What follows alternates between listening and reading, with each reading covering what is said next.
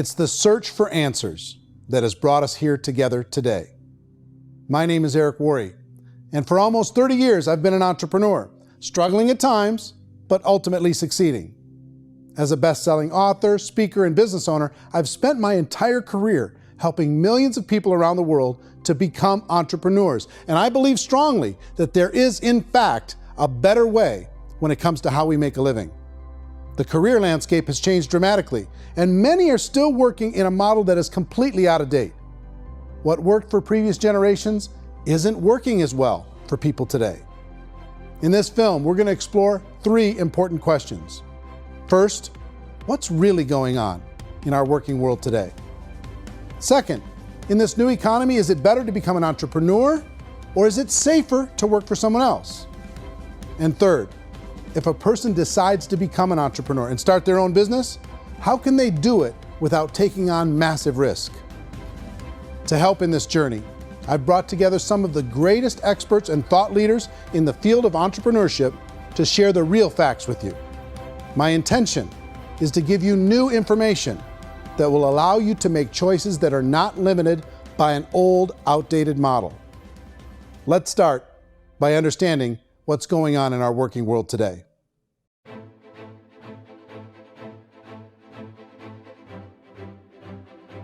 Let's look at unemployment. 30–40% of the people are honestly not working, but would be working.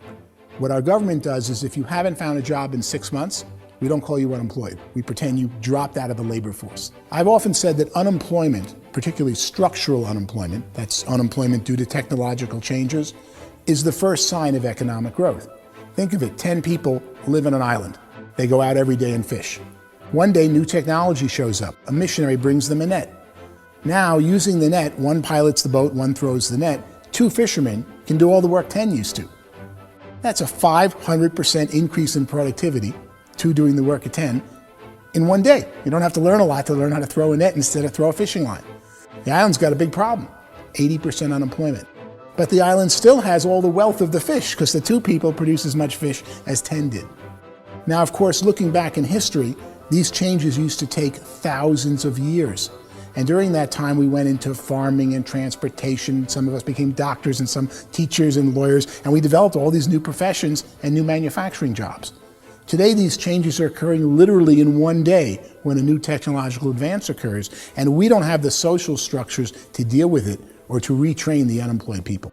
So one of the things that I think is interesting as I travel across the country and really travel around the world is the way that we work and the way we get paid for work is changing pretty dramatically.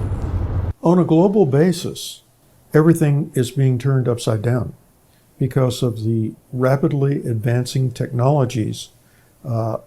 They are eliminating many jobs, and we have been left with many people not prepared for the jobs that exist. A lot of demand in public companies was to squeeze out all the fat and to get just as much margin as we possibly could, and fat equals humans. So this idea of job security in information age is so obsolete, but it's still taught inside our school system, and that's where the problem starts. There's no financial education in school system, and people are still trained to be employees to work for that paycheck. This is a chart on the middle class. What's happening in the middle class, those that went to school, their incomes have been coming down for years. And parents still say to their kids, go to school, get a job. Now what happens to all those middle class people who are dropping off the ends of the chart? Well, they become what's called working poor. And this is what happens to working poor. But they say poverty is ending. Well, poverty may be ending, but working poverty is going up. And this is food stamp usage. So food stamp usage in America is going through the roof right now, because people cannot earn what they call a living wage. Most people have experienced financial pressures that I think are probably greater than they have been in the past. If you're not working for yourself, then it's going to be a pretty hard road for a lot of people. Today, if you're going to control your future, the 40-40 plan is gone, where you can graduate from college and get a job and work for 40 hours a week for 40 years. That day is gone. So some of these charts actually tell you what's going on. And this is a really interesting one, you know. People are going back to school because if I go back to school, I'll get a nice job. But this is what's happening to, it's called Sallie Mae, which is the student loan guys.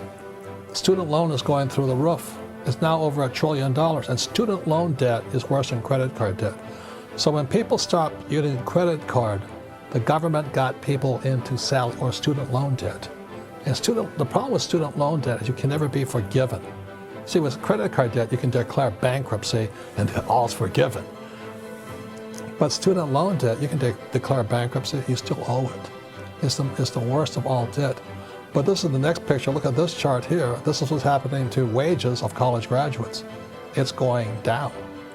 So you go to college, you rack up all this debt, but you earn less money. Now, that's not that intelligent. Average person who's been working a lifetime in America today is ending their lifetime at 65 with about $41,000 in assets. They earned just enough to survive.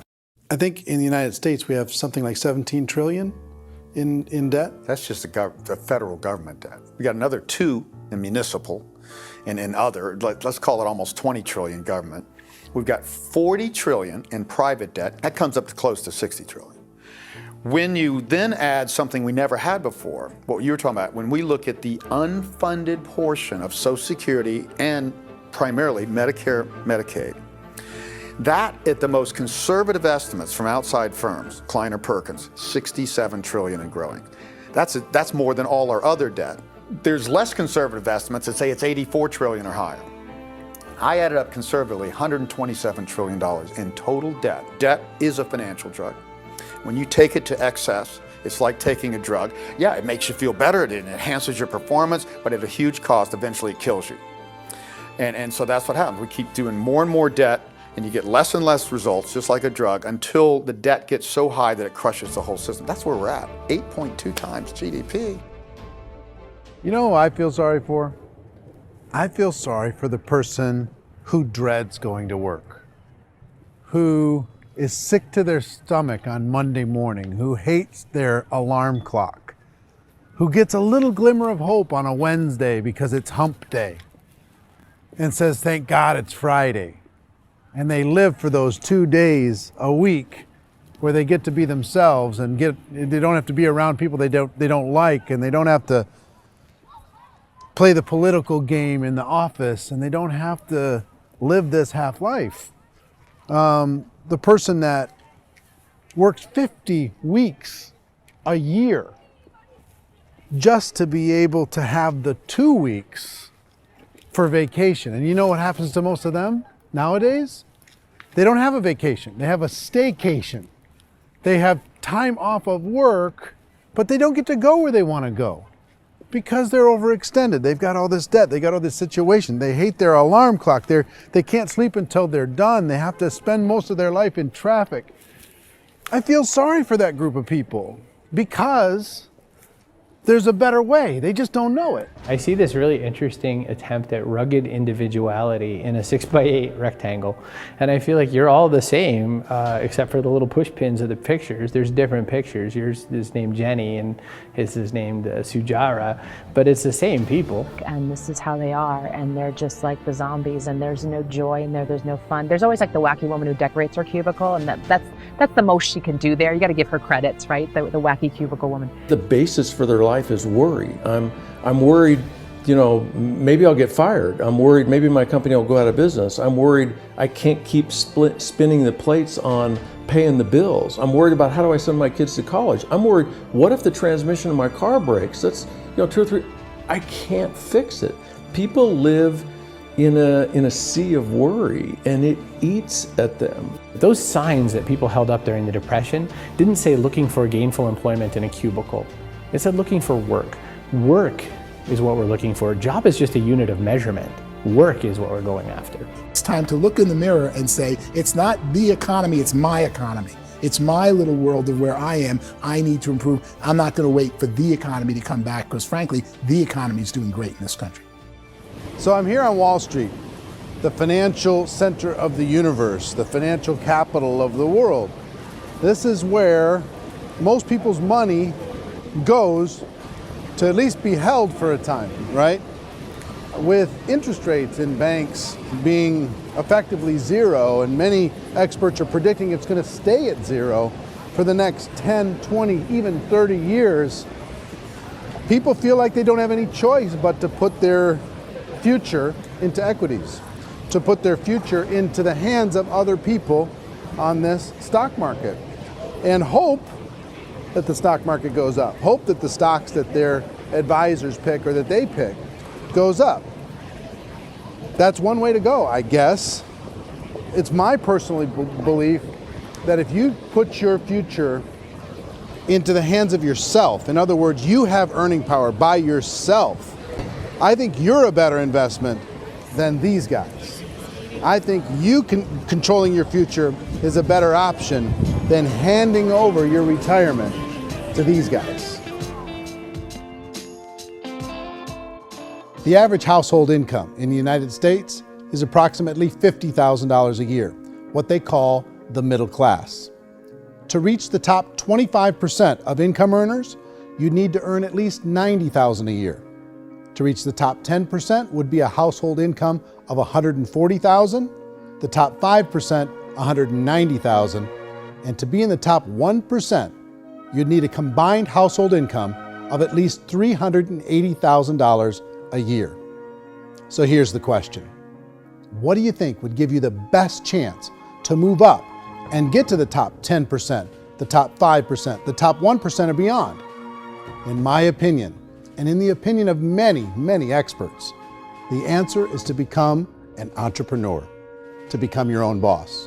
I think you have to be a business owner. I can't, the only time I ever say to someone it'd be great to be an employee is when they've already told me they've surrendered. I only tell people who are wounded spiritually that they should be an employee. And it's that feeling that you get when you pick up the backpack off the little Cub Scout and say, "Don't worry, little guy, we'll get you back to the camp."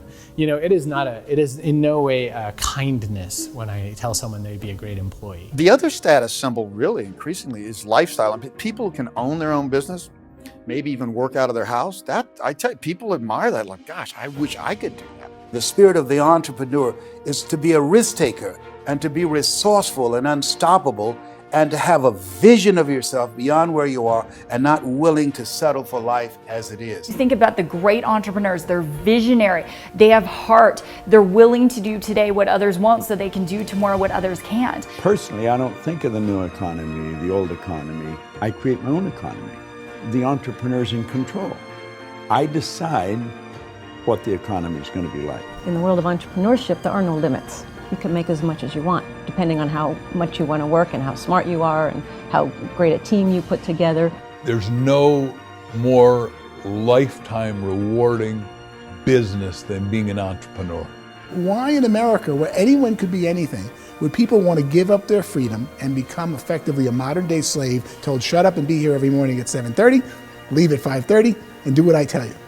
If people decide to become an entrepreneur and work for themselves, they have some traditional options, but they're riskier than you might think. Any kind of a retail business, retail build-outs is extremely expensive. Even just these small little yogurt stores where they're putting little yogurt machines and you get all the different flavors, you're spending $200,000, $300,000, $400,000 to open a yogurt shop. I would love to buy a Dunkin' Donuts, but it's $500,000 or so to start. I don't quite have that just in case money. Risking lose it all, and most guys do 2 or 3 times, and even big guys like Branson, because I'm such a fan of his, half his companies don't work. If you make $1 million, your problems are going to go. If you make $1 billion, your problems are really going to go. Just the opposite. You and I know when you're making $1 million, you get $1 million responsibilities. You make $1 billion, you got 1,000 times $1 million responsibilities. And most people say, I'd love to be my own boss. 70% of Americans would love to be their own boss, according to recent polls. But they don't know how to get there. Because what are you going to do? One, you could buy an existing business. If somebody's selling an existing business, you have to ask why. Usually because it's probably hard. It's probably not making as much money as they hope. 2, they could buy a franchise. A little less risk, proven system, but it's expensive to be able to do that. 3, they could start something from scratch. And that's where a lot of people feel like, I don't have the chops to do it. I don't have the money. I don't have the product idea. I don't have the expertise. I don't have whatever it's going to take to be able to get there, and I can't risk my family to do it. So 4th, they could become an investor.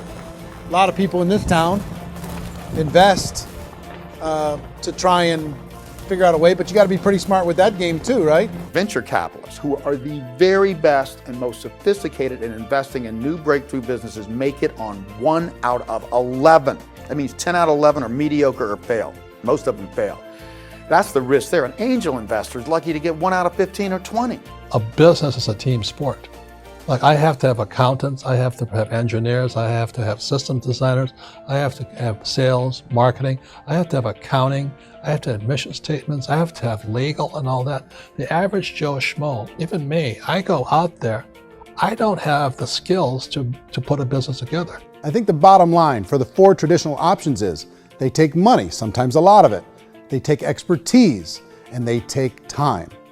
All of that adds up to just too much risk for most people. I bought a business from somebody else and it was a lot of work. And you start wondering, what did I just buy? Because I guess ultimately I own your email list and I just overpaid for it. People that start their own business, they spend a lot of money, they spend a lot of time, a lot of effort to get things started. And the more you invest on the upfront, the harder you typically work at it. I can tell you what the success rate is of a restaurant. What is it? They're crazy enough. About 90% of them fail. About 90%, in how quickly? Year or less. Wow. And if we're talking non-franchise, we're talking franchise, Sure. That's totally different. Yeah. But our students aren't getting franchise restaurants. You gotta invest big money. Exactly. And with someone like McDonald's, you've had to work with the company for a long period of time, really know the Even have a business. chance at investing $1 million. Have a chance, and it's a slim chance. What if there was a way that you had all the proven aspects, the comfort aspects, and you could still control your own life? What if there was both? In other words, you didn't have to create everything from scratch. You didn't have to be a super leader. All you had to do, what if there was a proven product already? You didn't have to create the product. And there's a proven system already, proven training already. Everything except an employer. That was the only thing that you didn't have. Do you think more people would be open to working for themselves in that environment?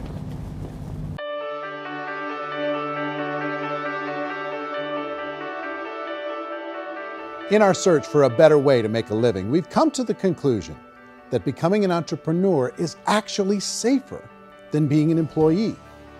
And through our look at the entrepreneurial options, one particular path kept coming up from expert after expert. And I think most people will find it surprising because it's certainly a non-traditional business model. That model is for people to start their own business and become an entrepreneur through the creation of a network marketing business.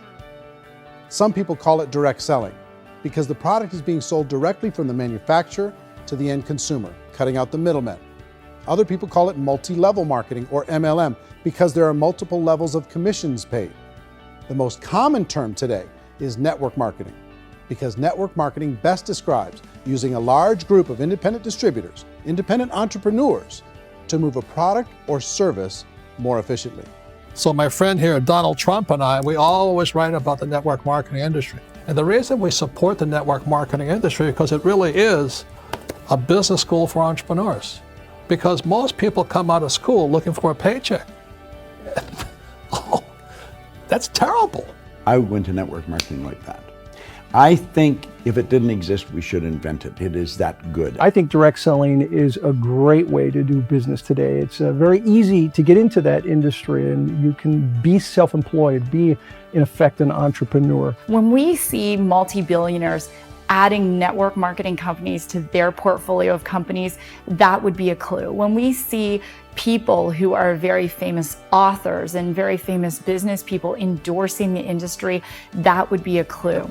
These network marketing companies aren't $50 million companies, they're billions and billions of dollars. They lead the stock market, they're major companies. When we're going to get it?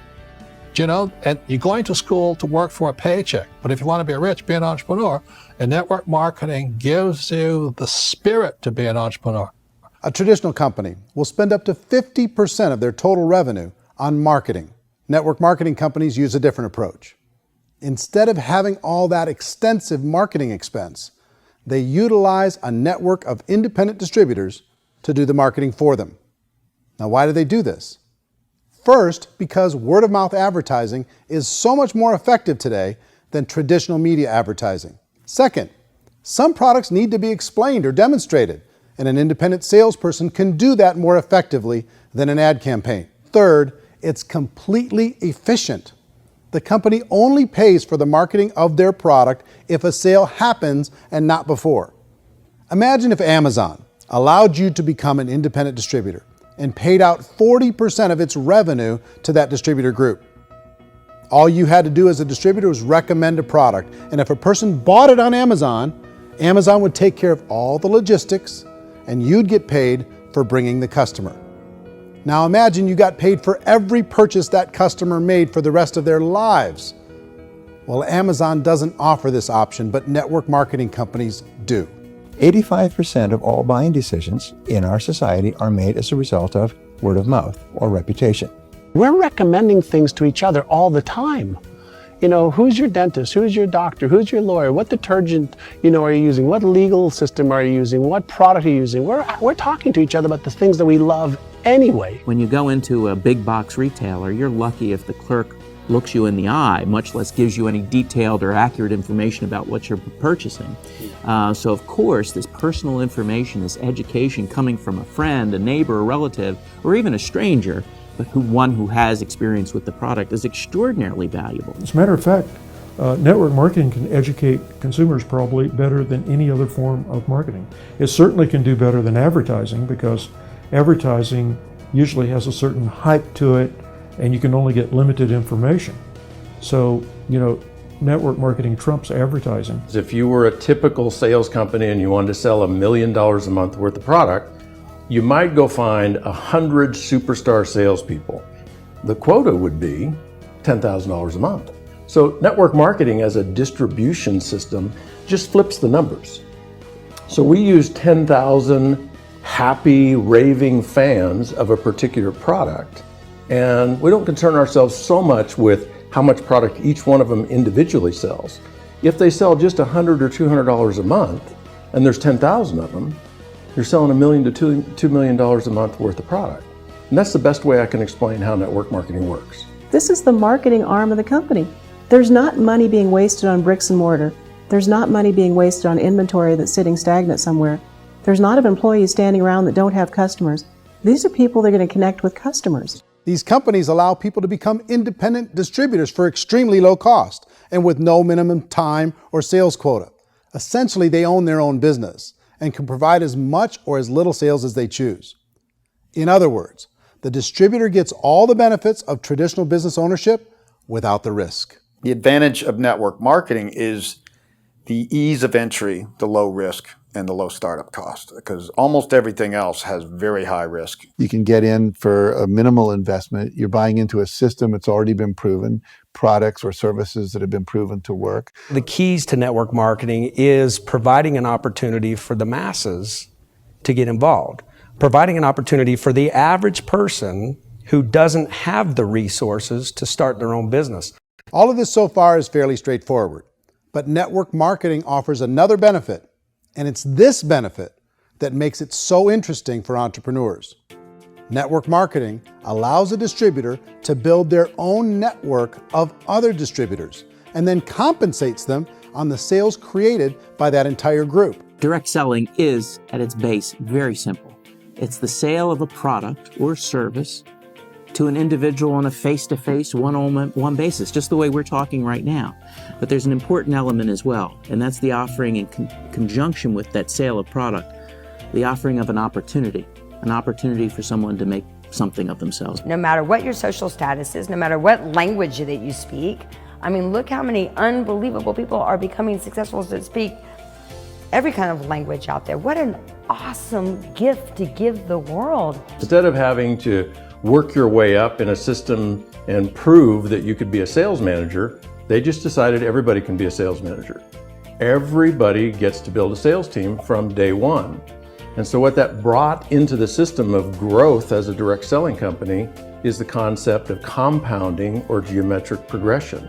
Because now you can actually grow a sales force very quickly because everybody is enrolling people in their own sales force. People who are like, oh, this is weird, I'm building a sales team, or what do you think you do at a regular company? How do you think a regular company works? Network marketing is the only industry that doesn't say your past determines your future. It looks at your past and says, okay, now what can we train you to do so you can have a great future? Every other employer out there wants to exploit you for what you already know, not teach you something new. Network marketing has the potential to save the United States and the world because it's going to teach people not to be employees, but to be entrepreneurs.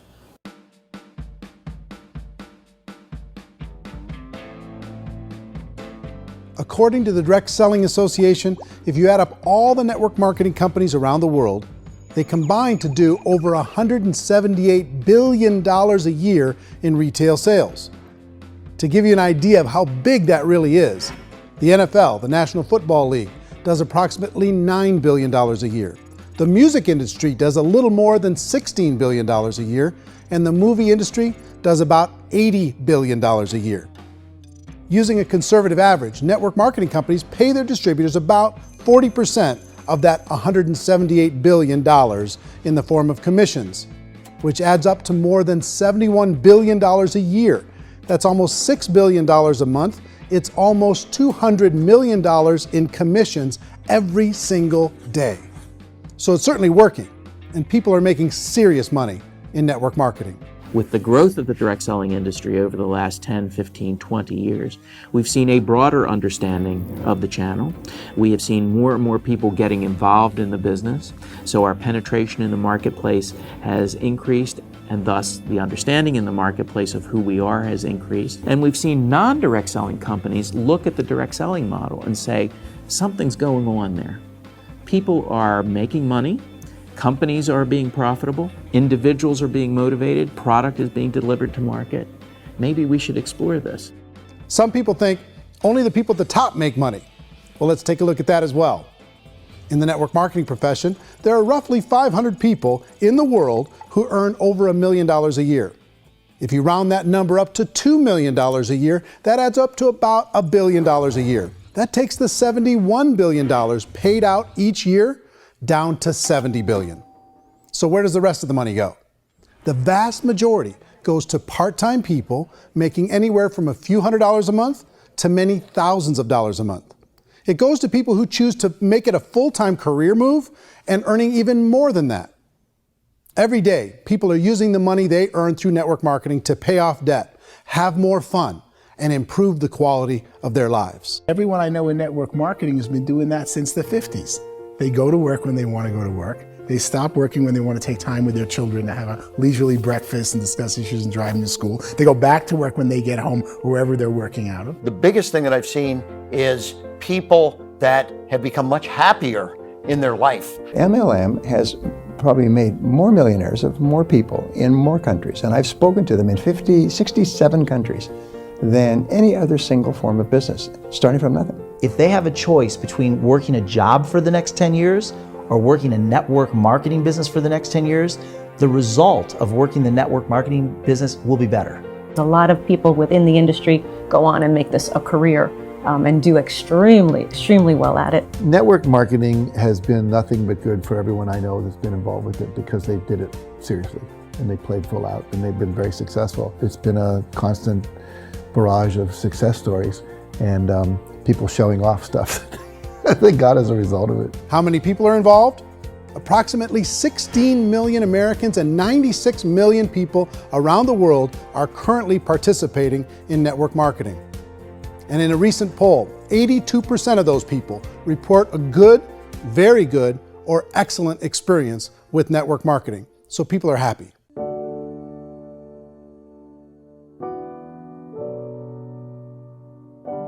So I've taken a look at the network marketing profession and really tried to understand why so many people are confused as to the validity of this as a business. One is this pyramid shape. People get really messed up with this pyramid. Oh, it's one of those pyramid things. So I just think there are a lot of haters out there who really don't understand the industry and say, oh, it's a get-rich-quick scheme. It's a pyramid. Well, corporate America is a pyramid scheme. You know what I mean? It goes like this. You have thousands of MBAs, let's say working for Ford or General Motors or Coca-Cola. If all these MBAs are all trying to get to here, that's a pyramid. Only one guy's going to make it. Every 10 years, one's going to make it. Whereas you look at network marketing, it's like this. So you're here, and your job is to develop other CEOs coming up behind you. So it's an inverse pyramid. In network marketing, it's a very simple concept. If you sell product, you get paid. It is paid based on production. There is no first mover's advantage. There is no investment component where the more somebody spends, the more they're entitled to make. So the two are polar opposites of each other. Doesn't matter what shape the company is or the compensation plan is shaped, whether it's a circle or a pyramid or a triangle or a trapezoid, it doesn't matter. If compensation is coming primarily from recruitment, then you've got a problem.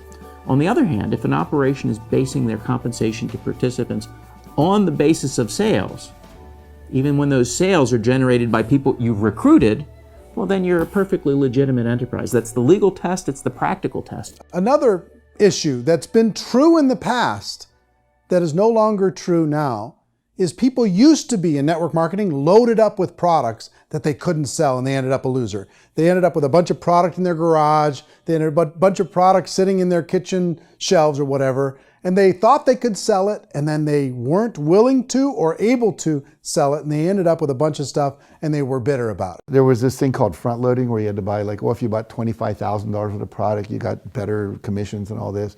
Today, it's almost all done by computer. It's direct mail, comes from a warehouse somewhere else. You don't have to have all this inventory. You don't have to stock up. It's a paperless world now. You know, most of it's done online. You have a back office. It really works. And I mean, the technology has changed everything. Third issue is people start talking about 99% of people in network marketing don't make any money. Well, we've talked about that over the course of this journey together. Almost $200 million a day is being paid out to network marketing distributors around the world. The naysayers, the people who say that it doesn't work, are usually the ones who just don't know how to make it work for themselves. And so they're giving you an opinion, and I tell people, don't confuse people's opinions with expertise, because opinions are free. And don't confuse sincerity with the truth, because people could be sincerely wrong. But here's the reality inside of network marketing. The vast majority of people that get involved in network marketing just become customers, and they get involved to be able to purchase product at a lower price. If you take Costco as an example, if a person goes into Costco and gets a membership to Costco so they can get a lower price on the product, we don't call that person a loser because they have a bunch of product that they walked out with a smile on their face. Yet when some people want to take a look at network marketing, they say, well, those people, they're just using the product and they aren't earning an income, so they must be a loser. They're not a loser, they're a happy customer. That's the vast majority of people that are involved in network marketing. Now, a smaller percentage of those people decide to go build a business. They earn $300 a month, $500 a month, $1,000, $2,000. That's the bulk of earnings in network marketing. And then there's the few that really decide to take it serious, really decide to build a large network, really work to make that network very, very productive. And those people make huge amounts of money, and there's no cap. What I do as an outside economist, just somebody looking at this industry like any other industry I speak in, and say, look, what's the realities of this? 1% do incredibly well. 10% generate some additional income at pretty low risk and effort. That's not, and 90% of people roughly end up customers. One thing that I think is real when it comes to people's perceptions about network marketing is people put this, and distributors, I think, involved in network marketing have some responsibility for this. They have sometimes unrealistic claims about the product or about the income. Most people who become distributors, they want the money, they want to be successful, but they don't have the skills. They don't know what to do. And when people don't know what to do and they're in a new business, they're scared. And when they're scared, they panic and desperation kind of sets in. So they think everyone they talk to has to get in. So if I talk to you and you say, well, no, I don't have time to do that, they're like, no, I need you. You have to do this or I won't be successful. So I start clawing on you. I start that desperation. So then I start making claims about the product, which are not appropriate, probably not even true. Or I start saying, oh, let me show you how you can make all this money and you don't have to do anything, Eric. And so you just totally misrepresent the opportunity, and you're clingy with people because you think you need everybody to be successful. and you don't. You know, one of the messages that I try to deliver most forcefully to companies as well as salespeople in direct selling is that you don't have to overpromise. The reality is in network marketing, there's a lot of hard work involved. There's a lot of effort. You're going to have to develop yourself. It's a business like anything else. It's going to take some time, but in my opinion, it's better.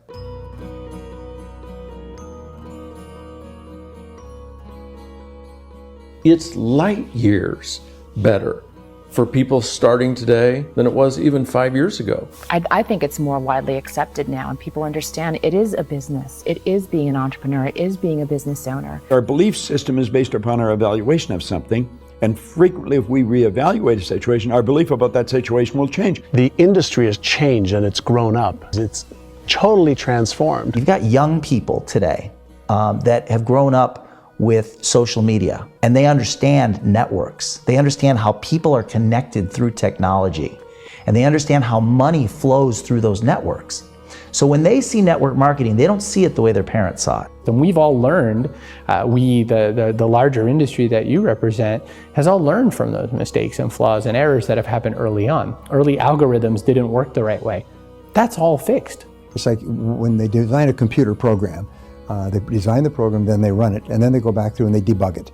The MLM industry has been debugged. This is the day of being virtual, being able to run a business from your mobile phone. I mean, it's incredible. Companies are getting smarter. They're implementing more consumer protections. They're implementing more compliance training. They're doing more with respect to product research. If you do get involved and you make purchases of inventory, even on a voluntary basis, if you decide that this business is not for you, you can leave and have that inventory repurchased by the company. There's no other business that offers that kind of protection on a voluntary, self-regulatory basis.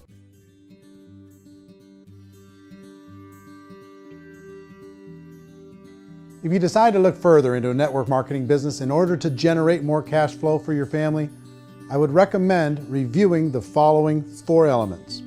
First is the product or service. And on the product or service, I would ask 5 important questions. 1, do you like it? Is it something you would feel comfortable sharing with others? 2, is there a recognized need in the marketplace? It's hard to create a need if one isn't naturally there. 3rd, does the product meet that need? Does it solve a legitimate problem for consumers? And 4th, is it priced to sell? Can it compete in the marketplace? And 5th, is it priced for profit? Is there enough margin for the company and the distributor to be able to generate income for the long term? If you can answer the questions on the product to your satisfaction, the next element to consider is the company itself. Is it well run? Do you believe in the founders or the management team? Do you feel they have what it takes to go all the way? See, it doesn't matter how good the product is if the management can't take care of the company. Good management can change with the times. They can handle adversity. They can make good decisions. Make sure you choose a company that can serve you for a long time. The third element to consider is the compensation plan. And with that, there are 3 important things to look at. First, a brand new person needs to be able to generate some money fairly quickly. It may be an obvious reason, but you can probably imagine the ripple effect of a distributor getting involved and having even a small victory fast. That can only help with the overall success of the organization. Second, a person should be able to develop a moderate part-time income in a reasonable period of time. As they develop their network and as their sales grow, they should be able to enjoy more benefits. And third, for the people who are really serious, for those who decide to really go pro in the network marketing profession, there should be the possibility to make a serious full-time income if they work hard and are committed to developing their skills. If you're comfortable with the product, the company, and the compensation plan, the last thing you should look at is the support that will be made available to you. Does the company have a website? Does it have a solid online reporting tool? Do they have comprehensive training available? Do they host events to help you build your business?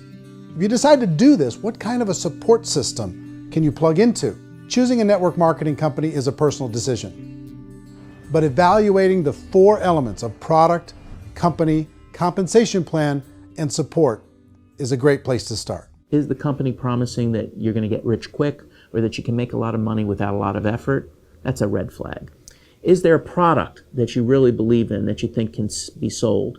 Or are you being told by salespeople or the person who's trying to recruit you or by the company itself that don't worry about the product, all you have to do is recruit other people into the business? Red flag, warning sign. If you're hearing that, take a second or even a third look. Get to know the customers, the products, the business, have some success, and see where the opportunities might take you to move up in the organization. You want to find out, how concerned are they about my education, my training, and my development? Is there a space for me to grow?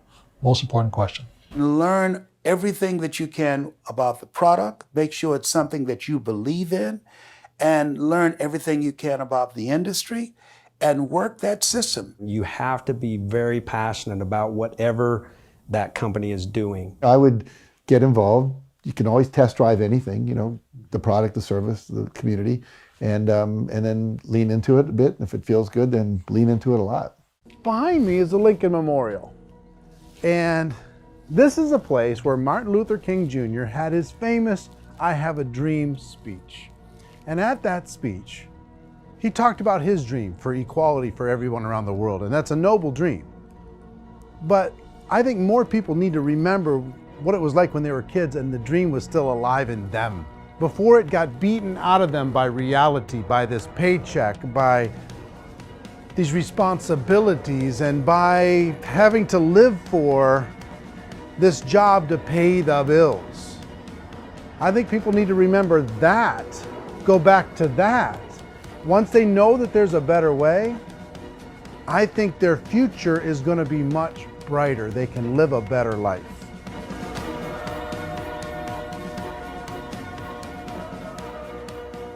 So if you're considering getting involved in a network marketing company, let me offer you just a few pieces of advice. First, network marketing isn't perfect. It's emotional, it's challenging. Like any entrepreneurial venture, it can have its up days and its down days.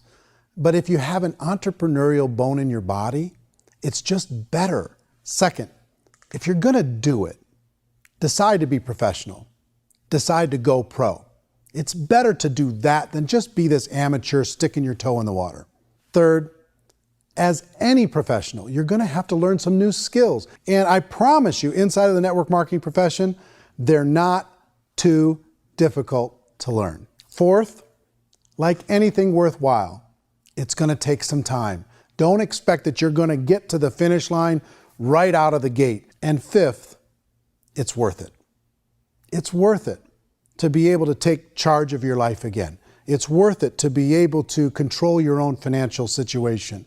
It's worth it for the people you're going to be able to spend time with. It's worth it for the things you're going to be able to see and the experiences you're going to be able to experience. It's worth it for the causes you're going to be able to contribute to, the lives you're going to be able to touch, the customers you're going to be able to help, the friendships you're going to be able to develop. I promise you, it's worth it. Remember, most people are searching for answers just like you are. But I do have to tell you the catch to network marketing. If there is a catch, if you want to understand this from an emotional point of view, people say, well, it sounds too good to be true. It's not, it's hard work. But here's the catch. Most people still don't understand it. So you're going to have to endure the loss of social esteem from ignorant people. The uneducated will think less of you. Now, if you can handle that, you're on your way. If that's going to destroy you, you know what? Entrepreneurship in general probably isn't in your future. If you can face that catch, you can become unstoppable. I want everyone to really contemplate this if they're not in network marketing. You're in a job, you probably have a mortgage, you have rent, you have debt, whatever's going on. You're in a prison. You work just hard enough to keep them from firing you, and they pay you just enough to keep you from quitting. Come on! I've been there, done that, and bought that t-shirt. In network marketing, if you run into failure, it's really just a homework lesson for yourself. There's no one to blame. You really have no excuse not to be successful. You just don't. People don't want to hear that, but there's so much available to you. If you want to be a good network marketer, be a student to the people above you, be a fellow traveler to the people on the same level, and be a teacher to those below, and know when it's appropriate to do which. People who are not afraid of asking people to buy things or not afraid of persuading people with a chance they may say no. These people own the future. Nothing happens until something moves. So you got to go move, you got to go do something, or nothing's going to change in your life. In the beginning, you're going to do a lot of things that you don't get paid for. But as you go down the road, you get paid for a lot of things that you don't do. And your job is rehabilitate the spirit, the entrepreneur spirit in all of us. You get it back. Either give it a strong yes or a strong no, but no wishy-washy, dilly-dally stuff in the middle. There's dreams and there are nightmares, but I believe that the biggest nightmare of all is when you don't pursue your dream. You're going to see some monumental growth in this profession. It's an exciting, exciting time to be involved with the network marketing profession. The next 10 years, I see just exponential growth. When that tipping point comes, it's not a matter of asking somebody, have you ever heard about network marketing? You're really asking them, which company are you building your wealth in? We are here to fix the world, to improve relationships with other people, to improve other lives. And the real reward comes as an entrepreneur in any level from teaching somebody something and watching them soar. There is no greater reward.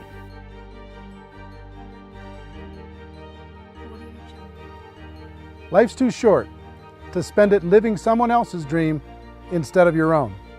It's too short to spend it living at a fraction of your potential. Can being an entrepreneur be a challenge at times? Sure. But here's what you get in exchange. It can be yours. Something that you built, something that you created, something that you made happen. This balloon represents your dream. It represents entrepreneurship. My wish for all of you is that you would reach out and grab it. The choice is up to you.